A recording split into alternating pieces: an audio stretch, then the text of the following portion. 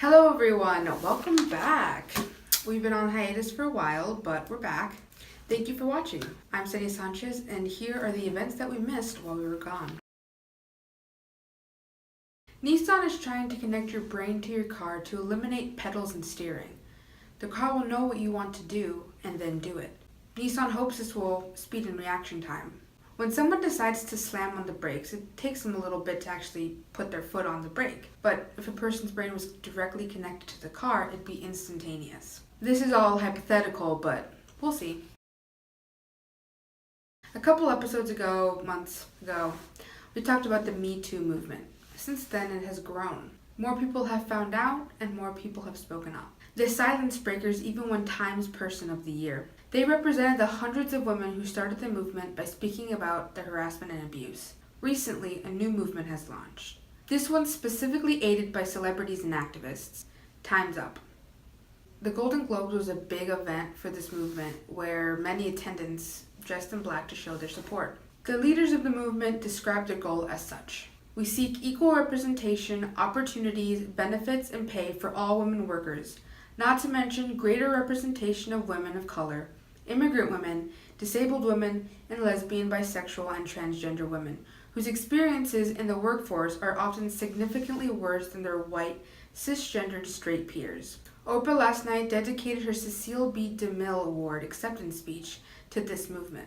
Here's a clip of that. So I want tonight to express gratitude to all the women who have endured years of abuse and assault because they, like my mother, had children to feed and bills to pay and dreams to pursue. She lived, as we all have lived, too many years in a culture broken by brutally powerful men. But their time is up. A new day is on the horizon. Take us to the time when nobody ever has to say, "Me too," again. Thank you. If you would like to know more, you can follow @TimesUpNow on Instagram and Twitter. So, you've all heard of it. We've heard about people joke about how good they taste and wanting to try them, but there's a new challenge out where people are actually ingesting them. People around the world are biting into these pods, and this has led to a spike in poison control calls. The consumption of these pods can cause difficulty breathing, loss of consciousness, foaming at the mouth, temporary vision loss, seizures, coma, or even death. Literally just don't do it. Like, go make slime or dab or something. I don't know. 13 kids aged 2 to 29 were found malnourished amid filth in their California home after one of them, a 17-year-old girl, escaped the home and called authorities. One child was found chained to a piece of furniture. All the children, except the 2-year-old, showed signs of severe malnourishment, including mental impairment. It started out as neglect, then eventually turned into abuse that involved beatings and restraints. The kids were sometimes hogtied as punishment. Chains and padlocks were also used. They also taunted the children with food and toys, putting them out for them to see, but never letting them touch them. They were listed as homeschooled in state records, but they all lacked basic knowledge. Some didn't even know what a police officer was. A child psychiatrist also stated that these kids haven't experienced the developmental milestones a human needs to be successful in life. He says they face years of rehabilitation to overcome the trauma they've experienced. Their parents, David and Louise Turpin, have been charged with torture, physical and sexual abuse, and other counts that may very well keep them in prison for the rest of their life. Lastly, I just want to show you this picture of the Northern Lights that NASA took because I find it really cool. And probably not cool to a lot of people, but this is pretty insane. Alright, that's it. See you next week.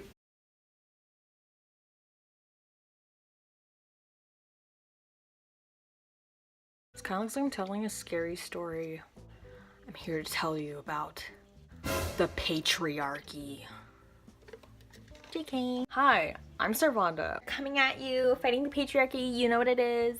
I decided to try and tackle LGBTQ plus discrimination in America specifically because America's already enough complicated, so I would try and tackle that. When researching these different LGBTQ cases, I actually discovered that not a lot of states in America protect against LGBTQ discrimination. It's mostly just things like race and religion. Actually, I have a fact here.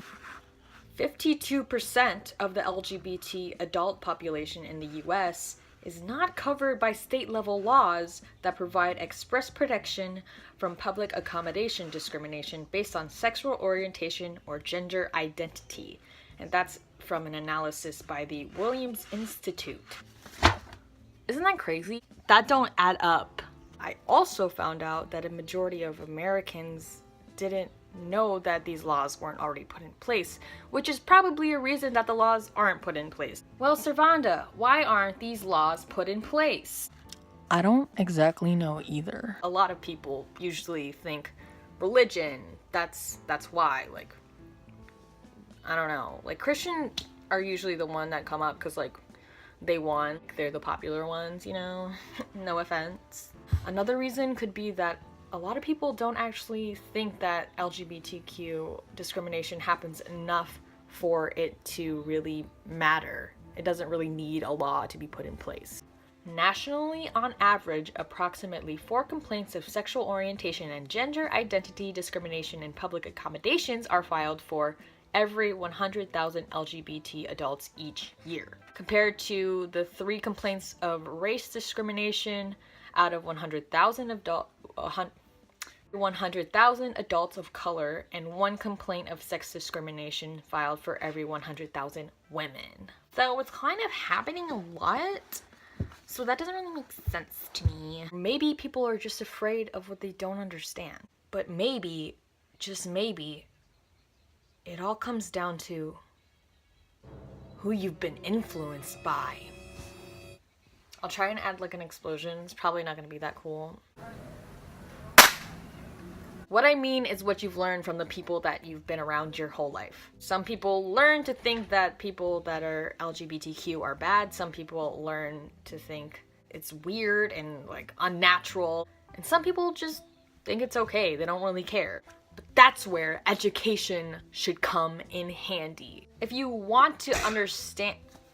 Don't sneeze.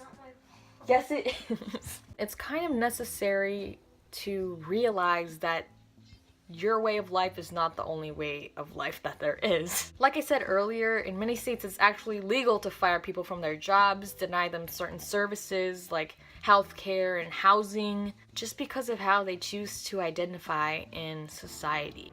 And obviously it's not just adults that are in the LGBTQ community that are affected by this kind of discrimination.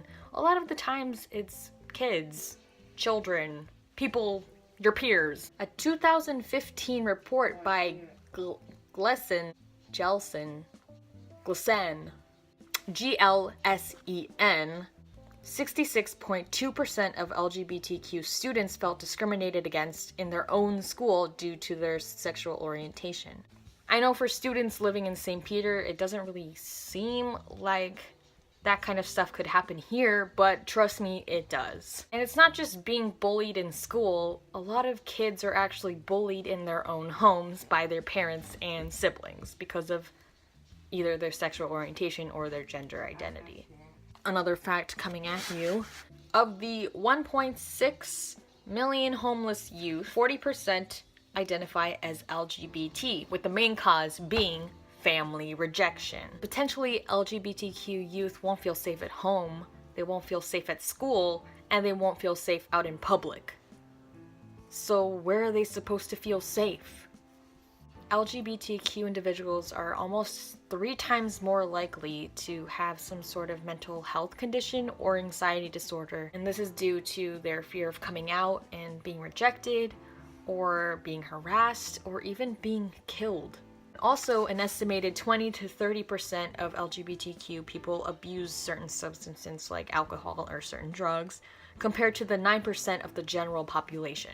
So basically, being yourself could ruin your life. Not really, but it can really seem that way. But if you ever feel unsafe from yourself or others, I can promise you that there are plenty of people that are more than happy to help you, myself included. I might not be like licensed to help, but like I can try, you know.